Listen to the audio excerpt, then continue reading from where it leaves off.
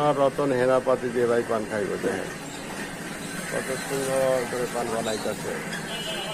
এরকম করেই পান খাইতে হইব আমার সবার।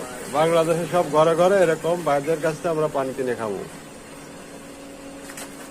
বাস আমাদের ছোটখাটো ব্যবসা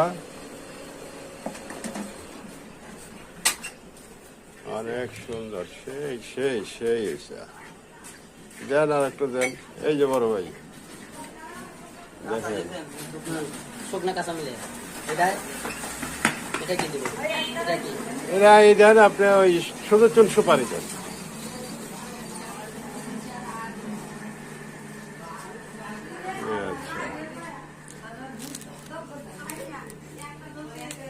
আচ্ছা, পানের সাথে চুনও খাবো না?